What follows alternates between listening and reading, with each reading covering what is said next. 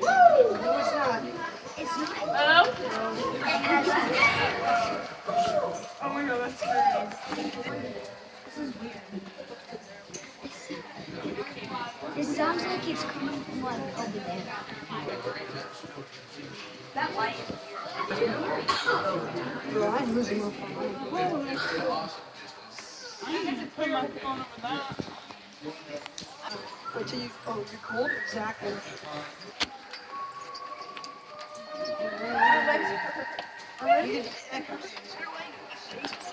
Oh my gosh.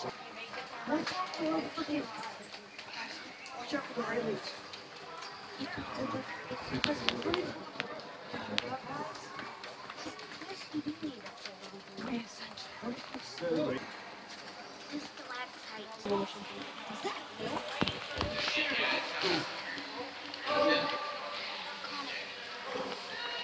Is that milk? Right there.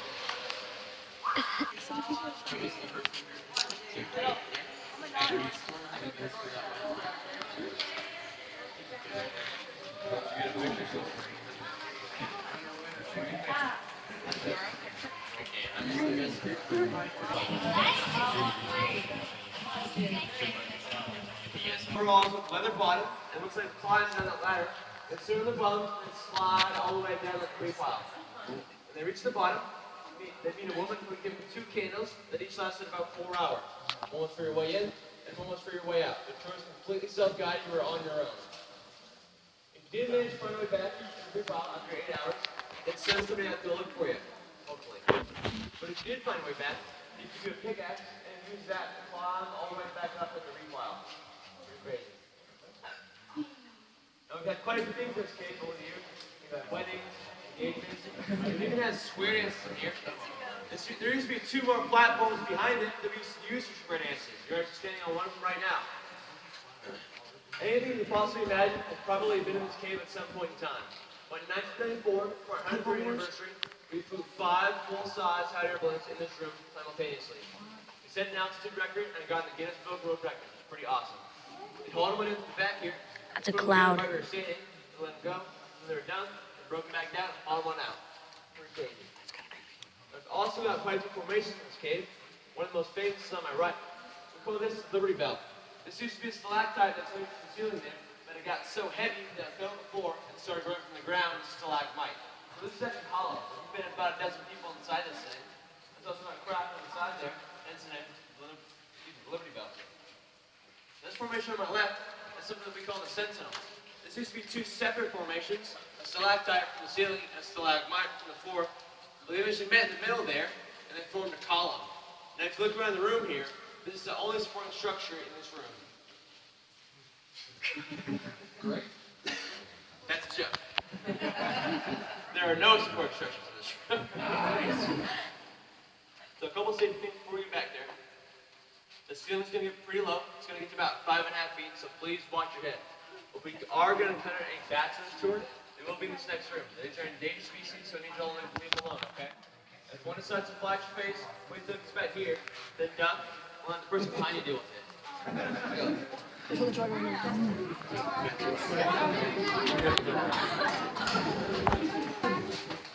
That does look like To help give you tracks.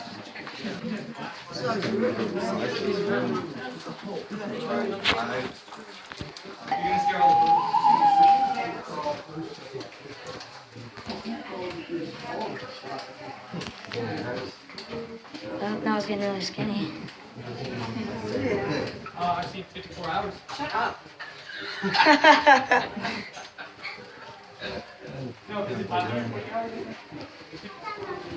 Still alive today. So then what happened? Wasn't pretty full.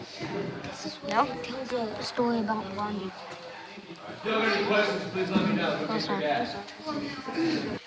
Right here you can see the arch. Oh, I see. Right here's the toes. Right here's a little bit of athlete's foot. Yeah. So I mentioned a little earlier, the early tourism sports, they didn't have that tower, right? Yeah. They didn't have these lights either. If you want to see what that would look like. Yeah. Yeah? Count of 3, okay? 1, 2, 3.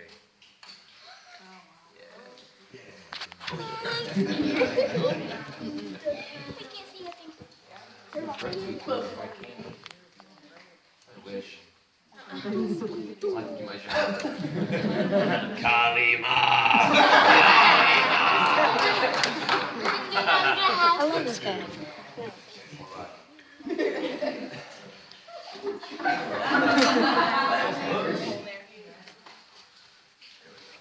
Alright, so the very first recorded sport that came in this cave, his name was Henry T. Blow.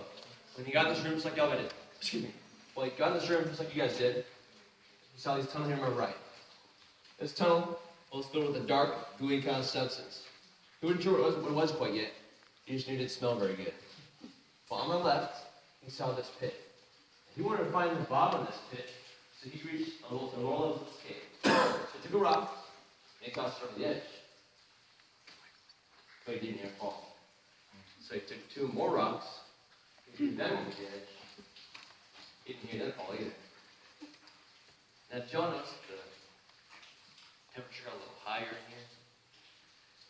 A little warmer than the last room. Don't notice that? So Henry T. Blow noticed that too. And he didn't hear that last rock fall. He put 2 and 2 together. He figured the farther down you got this cave, the closer you got to the bad place. They call it the Devil's Den, and for all for about 300 years. We call that right there the Golden Dew. But before he ran out of here, he took his candle up to that ceiling, and he could have sworn this entire thing was all marble. Now, marble took quite a bit of money. So he ran out of here, he went up in town, he told everybody that there's a ridiculous amount of marble in this cave, and they're all going to be rich. So they formed the Marble Mining Company, they got all their guys, all their gear, all their equipment down here, and they're ready to be millionaires. But the last person that they hired was a geologist. And that geologist got down in here, he took his candle up to that ceiling, and he said, guys, that ain't nothing but limestone, man, worth nothing. They changed the name from Marble Cave to Marble Cave. But luckily enough for them, that dark, stinky substance that's still here is actually bat guano. Who knows what bat guano is? Go ahead. Bat crap. That's right. Bat poop. That's right, bat poop. They use that to make things like fertilizer and gunpowder. It's also worth quite a bit of money. Nowadays, you might have seen it up in the park, what it's called Dippin' Dots. Why do you think it's so expensive? But the golden room right here, the pit, turns out there's a 40-foot high pile of bat guano in that pit. That's why you put rock guano and toss them over the edge there. So they spent 4.5 years mining the bat guano out of this cave. After that, the bats were all moved out. The jokes aren't going to get any better, I'm sorry. But I got a question for y'all. What would you do if you were one of those early explorers back in the day? They didn't really give you much when you came down here. What would you do? Go back up. Good answer. Like I said earlier, they just give you some coveralls, a couple of candles, and a little bit of flint. And just kind of let you loose, you know? You're on your own. Seems fun. We got 2 rivers in this cave as well. Maybe we're falling through some mud, trying to find a back room. Got a little wet.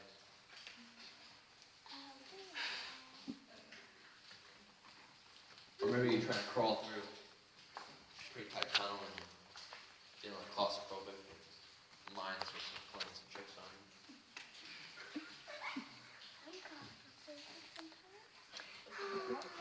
You know, they told you, once you got down that debris pile, that after 8 hours, if you didn't come back, they'd go out and look for you. Who knows how long it actually take. There's a story about a boy that got lost in this cave for 3 days until somebody found him. A 6-year-old boy. Could be in here a lot longer than you originally thought.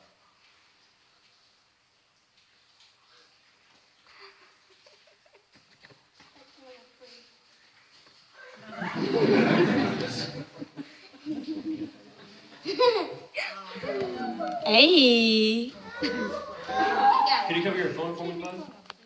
Look at this, y'all. Ruh-roh, Ricky. Alright, y'all, let's keep on moving forward here. With no lights? Y'all cover your phones. All right. Hold on. Listen up, y'all. Open one eye. We're gonna do something really cool, so I need y'all to listen up, and it has to be completely dark. This thing's gonna work, okay? So please bear with me for a second, all right? It's gonna be really cool. So one very special thing about this cave is it has an extremely high amount of iron oxide, especially in this room. There's a ton of iron oxide. But the funny thing about that element is that it creates a very special magnetic field. So the friction from waving your hand in front of your face actually starts to make a little bit of a light and it starts to glow. It's pretty cool. He's lying. You're in the palm of my hand. Oh, man. I love that one.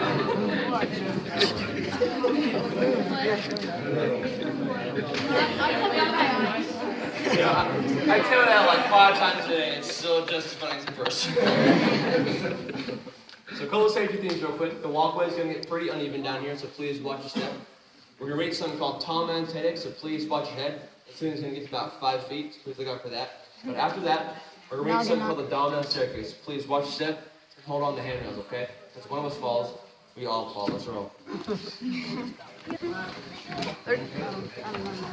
days to... Somebody lost their phone? Then you're out of here.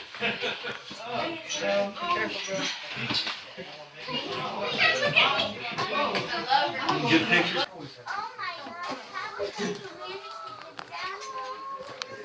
Oh, this is my favorite part right here. Oh, you have to bend down. Oh, yeah. Favorite part.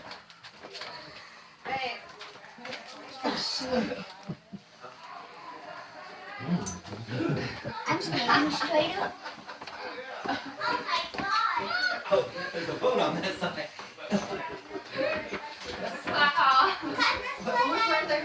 Oh, I have to bend down again. Ew! That was Stetson. That was not. I promise. That's disgusting. That was not good. That was not good. Right? Holy cow. Oh, there's the heel. Whoa. Oh, hey, you can see the wheel.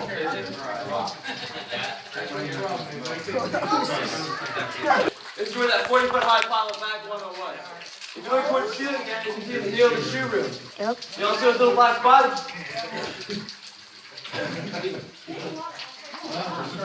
Those black spots are from bats hanging down from the ceiling in the past. Oh, that's cool. I think I see Because the one. rocks and formations of this cave, the oils from your hands, they'll leave a dark mark on the rocks and it stops growing. So it's all from bats hanging down over the years. They like to keep quite a bit. Make sure to watch your step as you go down the staircase here.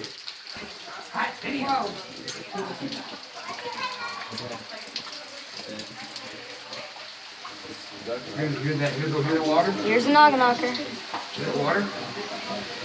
Is it? Yeah, should, no, I don't know. You like this skate better?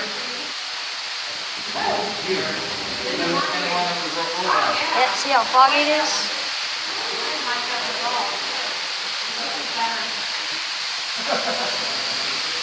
Here's the waterfall room.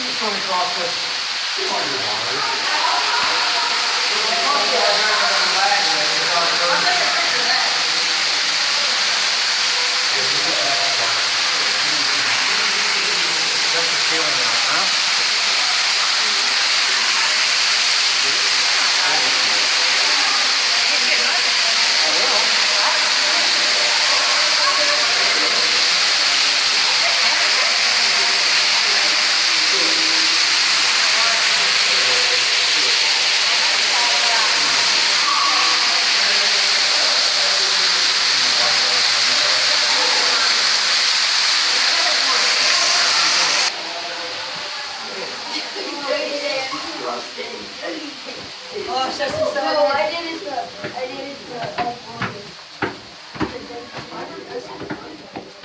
Bats definitely have to be in there.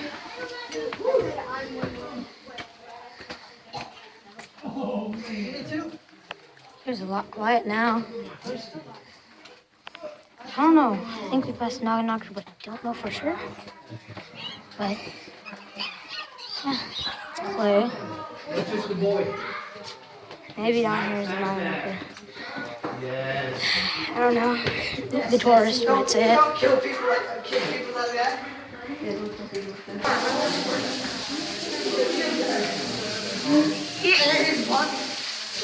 Oh yeah, this is one. The Mystic Princess has to kill them. Yeah. That's the barricade.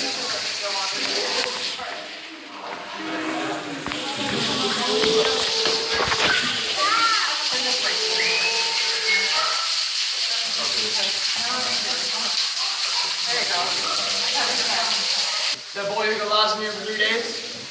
So he was a kid who grew up in these parts in the early 1900s. This cave was still being explored. This boy's hair was so blonde, like a platinum blonde, that his nickname around town was Blondie. He was 6 years old, and every day after lunch, he would come down these woods and explore this cave. Every day. And every day, he'd make it back in time for supper. But one day, he didn't make it back. His mom was getting really worried about him. His dinner was getting cold, and she thought something was wrong. So she decided to call the sheriff and then get a search party going. So the search party spends the first 2 days exploring these woods up here. They didn't find anything.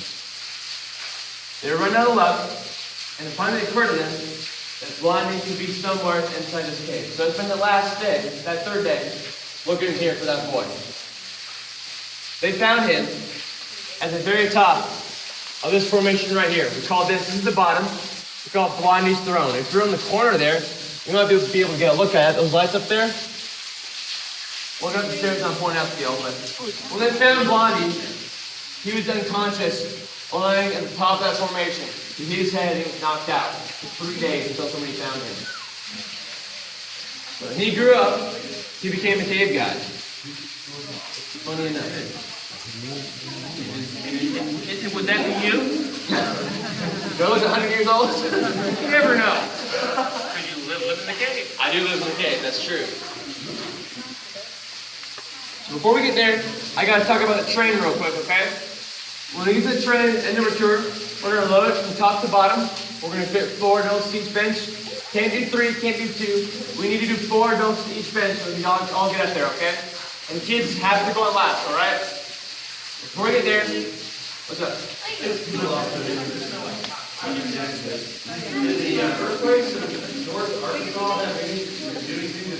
didn't kill him. We didn't kill him earlier. Yeah. I didn't even know what to think until my coworker told me about it. Yeah. Okay. This isn't the best place to be during an earthquake, though, I'll tell you that. Yeah, I would, no. You wouldn't chase me down here for any amount of money, no way. Anyways, hey Joe, let's talk real quick. I'll talk about my safety stuff. Listen up, y'all.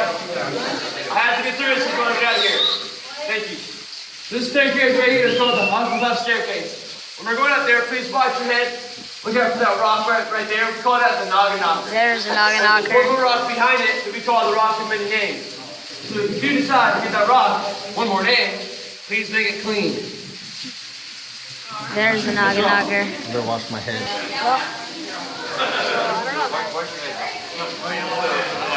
Look it up.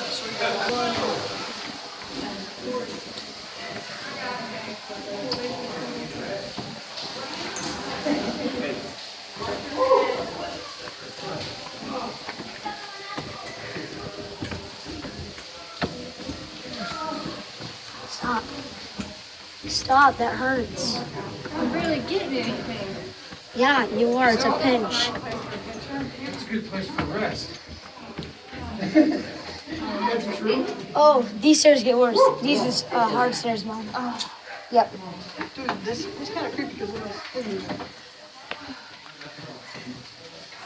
See, this is the alien sculpture. What's this? Look at him, I'm taking school with the nose. That one looks like a See, that's why they call it the alien. That's why they call it the alien They call sculpture. it the alien?